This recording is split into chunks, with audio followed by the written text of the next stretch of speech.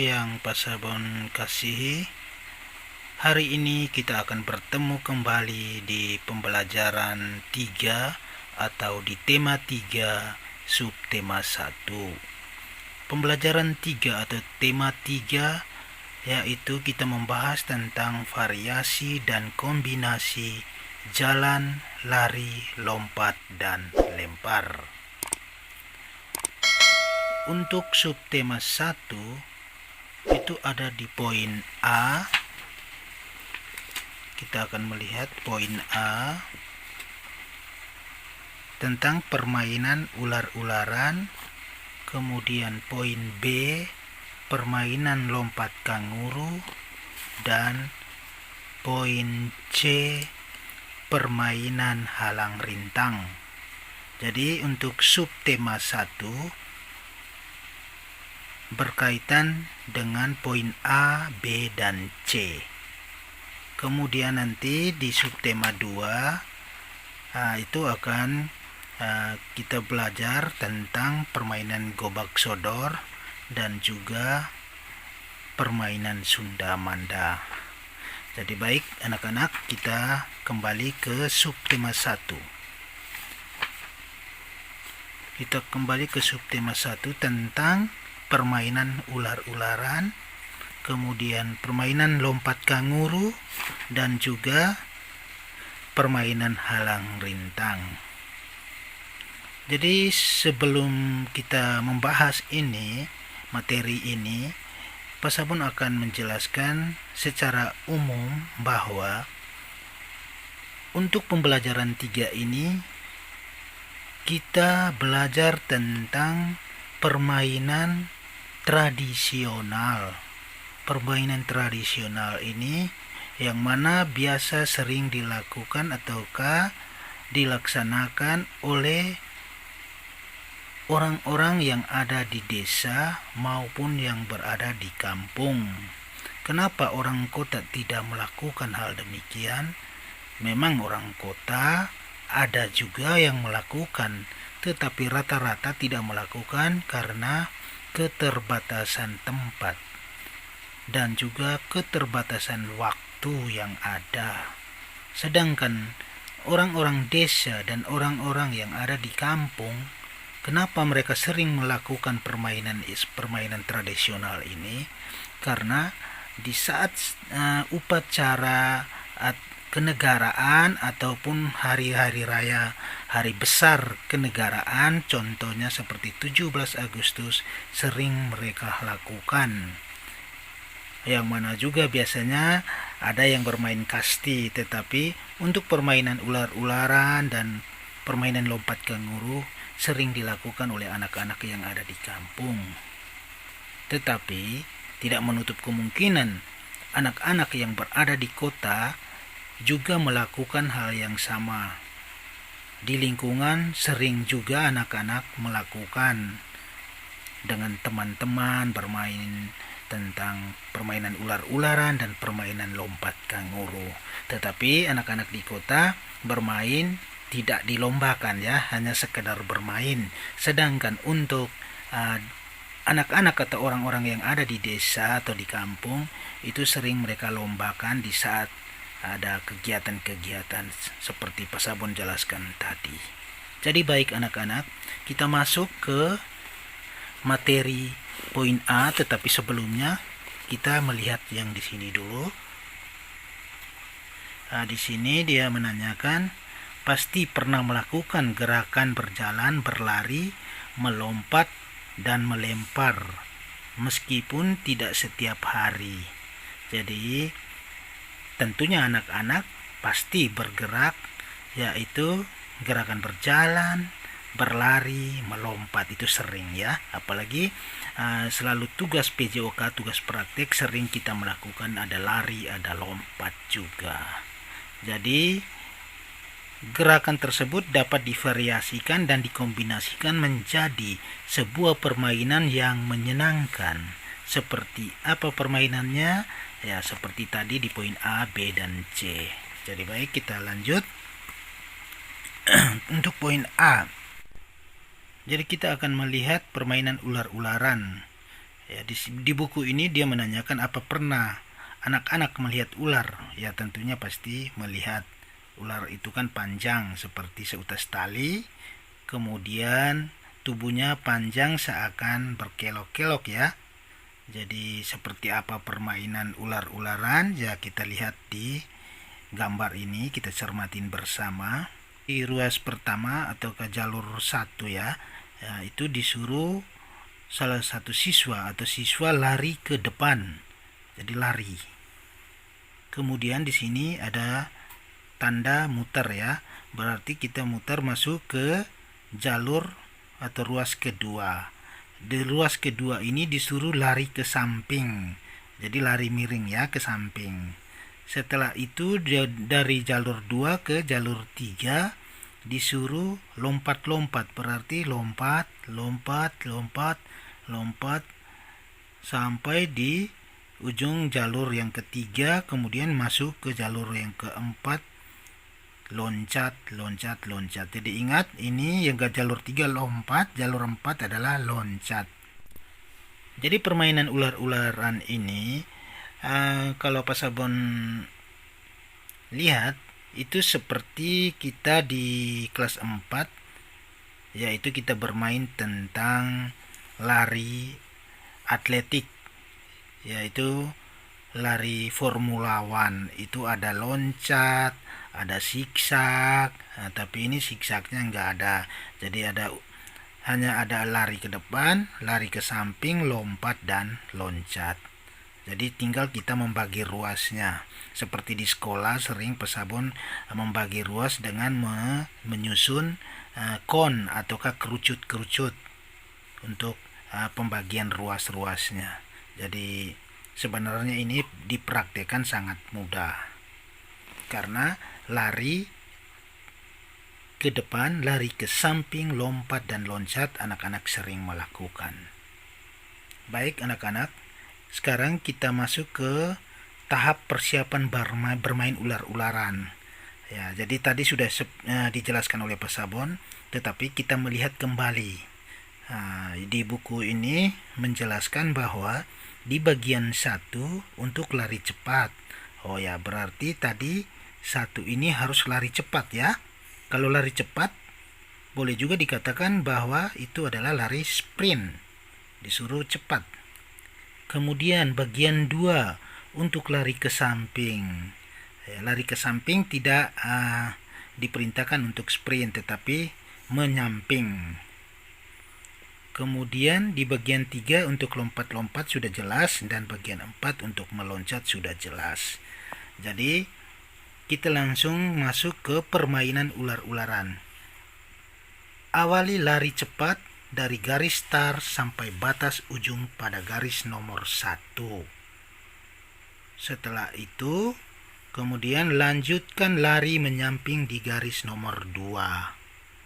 Selanjutnya lakukan gerakan melompat-lompat pada garis nomor 3. Kemudian di garis nomor 4, lakukan gerakan meloncat-loncat sampai garis finish.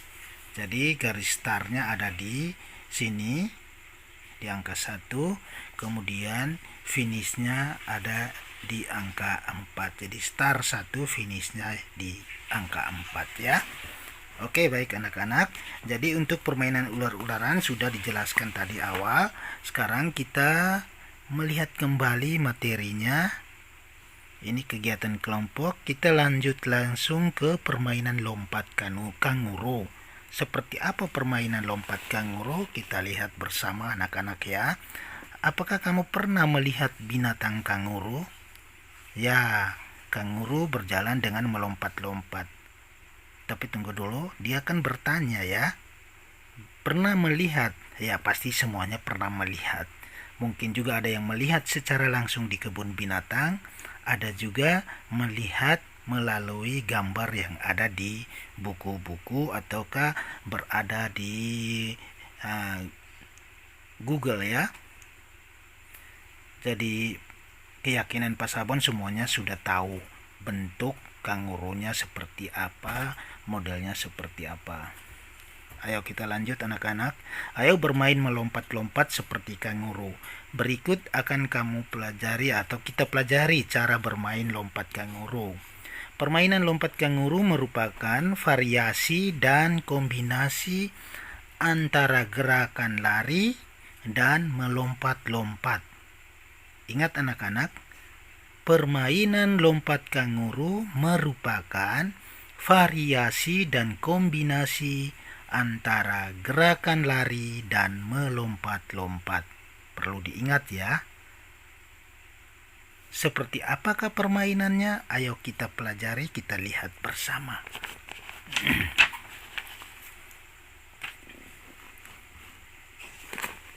Nah, kita lihat ini permainan lompat kanguru.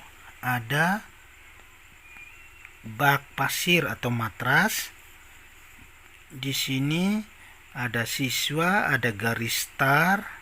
Kemudian dari garis start ke bak pasir ataukah ke matras itu jaraknya 10 meter. Baik, kita lanjut tahap persiapannya. Jika ada, gunakan lapangan yang dilengkapi dengan bak berpasir. Kalau enggak bak berpasir, pasti kita menggunakan matras. Kalau bak berpasir berarti biasanya sering dilakukan olahraga lompat jauh. Jika tidak ada, kamu bisa menggunakan lapangan yang dilengkapi matras atau busa setebal 5 cm. Oke, itu sudah jelas ya. Kita lanjut lagi. Buat tanda garis start menggunakan kon bendera. Ya, jadi garis start sering pesabon lakukan menggunakan kapur tulis ataukah juga bisa menggunakan kon kerucut ya. Ya, tidak bendera tapi kon kerucut yang ada di sekolah kita. Oke, baik, kita lanjut lagi. Beri jarak sejauh 10 meter dari garis start sampai ke bak yang berpasir ataukah matras tadi. Oke, sudah jelas. Sekarang kita lanjut ke permainan lompat kanguru. Lompat kanguru diawali dengan lari cepat dari garis start sampai batas ujung bak pasir atau matras. Oke, kita lihat gambarnya. Berarti dari garis start ke bak pasir dengan jarak 10 meter disuruh lari cepat atau lari sprint. Baik, kita lanjut lagi ke poin yang kedua. Lanjutkan melompat 3 kali tanpa berhenti di bak pasir ataukah matras. Oh, berarti setelah sampai di sini lari sprintnya, ketika sampai di matras atau pas bak pasir, disuruh kita harus melompat 3 kali. 1, 2, 3. Nah, jadi lompatan ini tergantung dari siswa. Ada yang siswa lompatannya jaraknya pendek, ya berarti tergantung nanti diukur jaraknya, apakah jaraknya jauh, apakah jaraknya pendek. Kalau jauh berarti pasti mendapatkan nilainya yang terbaik atau nilainya yang lebih bagus. Oke, baik, kita lanjut. Selanjutnya beri tanda pada batas terakhir lompatan kakimu. Ya, seperti tadi yang pesabun jelaskan, kalau lompatanmu pendek, ya berarti 3 kali sampainya di mana, ya berarti ditandainnya seperti di situ. Ya, contoh juga dengan permainan lempar turbo, ya lemparannya sejauh mana tergantung dari tenaganya siswa, ya berarti sampai di situ jatuhnya ya dibatasin seperti itu. Oke, kita lanjut. Ulangi kegiatan tersebut sampai 2 atau 3 kali. Ya, betul. Ya, jadi kita melakukan ini pasti disuruh anak-anak harus 3 kali atau 2 kali melakukan seperti pemanasan. Setelah itu kemudian gurunya menyuruh untuk melakukan yang sebenarnya untuk dinilai. Kemudian yang berikutnya, usahakan jarak lompatan-lompatan selanjutnya lebih jauh dari lompatan awal. Ya, jadi mungkin pemanasan lompatan sejauh, contoh sejauh 1 meter. Maka ketika akan dinilai, lompatan berikutnya yang akan dinilai, pasti anak-anak harus berusaha lebih dari 1 meter tadi, supaya ada kemajuan. Ya, baik, kita lanjut lagi di poin yang C ya, poin C, permainan halang rintang. Mohon maaf anak-anak, mungkin kameranya kurang begitu terang ya, tapi anak-anak semuanya ada buku di rumah, tinggal nanti anak-anak akan melihat kembali, membaca kembali. Baik, kita lanjut anak-anak. Permainan halang rintang merupakan permainan yang memvariasikan dan mengombinasikan gerakan jalan, lari, dan loncat. Saya ulangi lagi ya anak-anak, harus ingat ya ini, karena mungkin soalnya akan juga keluar. Permainan halang rintang merupakan permainan yang memvariasikan dan mengombinasikan gerakan jalan, lari, dan loncat. Permainan ini bermanfaat untuk melatih kelincahan gerak dan koordinasi antara gerakan kaki dan mata. Pak Sabon ulangi sekali lagi. Permainan ini bermanfaat untuk melatih kelincahan gerak dan koordinasi antara gerakan kaki dan mata. Seperti apa permainannya? Ayo anak-anak kita melihat gambar, kita cermatin bersama gambar yang ada. Permainan halang rintang. Oke, kita lihat di garis star yang mana. Oh, ini garis starnya. Ada arah panah, berarti arah panahnya ke sini ya. Awal ke sini, setelah itu ada arah panah belok. Berarti disuruh belok ke sebelah, ruas sebelah. Setelah ruas sebelah, kemudian jalan jongkok, kemudian sampai masuk ke finish. Jadi baik, kita lihat ini disuruh lompat-lompat. Berarti ini adalah gawang ya, atau seperti di sekolah ada segitiga ya, pengganti gawang. Ya, jadi lari, wali star lari, kemudian setelah sampai di gawang, lompat melewati gawang tersebut, lompat, kemudian disuruh lari. Ayo lari. Setelah lari ke jalur berikutnya, di sini disuruh jalan jongkok. Berarti jalan, kemudian jongkok. Masuk ya, jongkok ya. Kemudian jongkok lagi. Tetapi ini digambar terlalu kelihatan terlalu jaraknya terlalu pendek. Tetapi kalau di lapangan sesuai dengan ukuran, maka ini antara gawang dengan gawang pasti ada jaraknya yang akan kita lihat nanti sebentar, akan dijelaskan. Jadi baik, pasti disuruh jalan, jongkok, jalan, jongkok, sampai di sini lari dan masuk ke finish. Oke, kembali kita melihat juga penjelasannya seperti apa. Kita lihat dulu. Ya, ini disuruh tahap persiapan bermain halang rintang. Bagi lapangan menjadi 2 bagian yang sama panjangnya. Setelah itu kemudian pada bagian 1 letakkan 5 buah gawang yang masing-masing tingginya 60 cm. Oke, kita kembali melihat lagi. Ini dibagi menjadi 2. Setelah dibagi menjadi 2, kemudian disuruh menyusun gawang ya. 1, 2, 3, 4, 5 dengan tinggi 60 cm. Baik, sekarang kita melihat apakah ada jaraknya antara setiap gawang. Kita lihat kembali. Pada bagian 2 letakkan 5 buah gawang yang masing-masing tingginya 100 cm.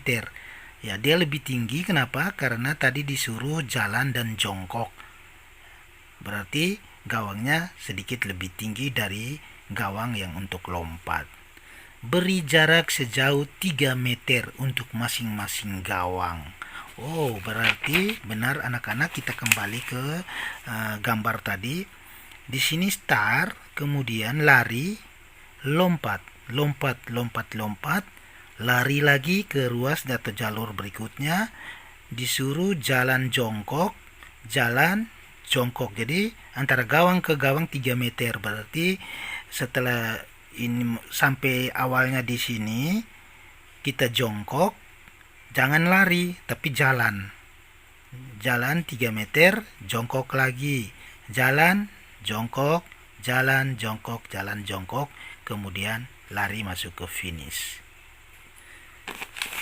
Jadi mohon maaf anak-anak, karena pandemi virus corona makanya kita tidak bisa melakukan ataukah membuat kegiatan di sekolah, pembelajaran di sekolah, karena memang kita harus dirumahkan ya, maksudnya belajar di rumah kita masing-masing, sehingga kita akan mengalami kesulitan seperti ini.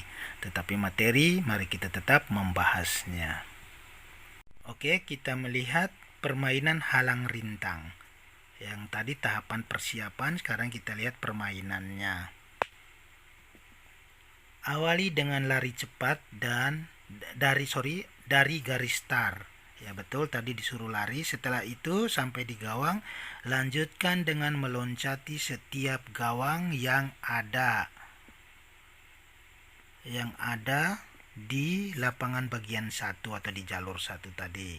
Selanjutnya lakukan jalan jongkok melewati bawah gawang. Usahakan untuk tidak menjatuhkan gawang selama bermain. Betul. Kalau gawangnya dijatuhkan berarti dianggap siswanya gagal ya. Jika kamu menjatuhkan gawang, lanjutkan saja permainannya. Setelah sampai garis finish, perbaiki posisi gawang yang jatuh. Itu ketika kita latihan. Tetapi kalau memang gurunya mau mengambil nilai, maka tentunya harus benar-benar konsentrasi, benar-benar harus lincah, dan juga harus benar-benar fokus di saat lompatan, sehingga gawang tadi tidak boleh kena ataukah tidak membuat gawangnya jatuh. Karena kalau memang jatuh, tentunya gurunya akan menghitung, oh gawangnya jatuh ada berapa. Beda dengan siswa yang melakukan gerakan tanpa ada halangan ataukah tanpa menjatuhkan gawang. Berarti tentunya siswa tersebut mendapatkan nilai yang lebih baik dibandingkan dengan siswa yang menjatuhkan gawang. Walaupun ketentuan bahwa disuruh tetap melanjutkan permainan. Jadi anak-anak pasti sudah paham, sudah mengerti, karena soal lari seperti ini, beberapa permainan di sekolah kurang lebih hampir sama dengan permainan seperti ini. Oke anak-anak, selamat bekerja, selalu menjaga kesehatan. Ingat, pandemi virus corona saat ini semakin merajalela. Mari kita sama-sama tetap menjaga kesehatan diri kita. Kita sama-sama juga tetap berdoa kepada Tuhan kita masing-masing. Semoga kesehatan dan perlindungannya selalu diberikan oleh Tuhan kita. Oke, semoga apa yang kita lakukan hari ini diberkati oleh Allah yang Maha Kuasa. Amin. Selamat bekerja.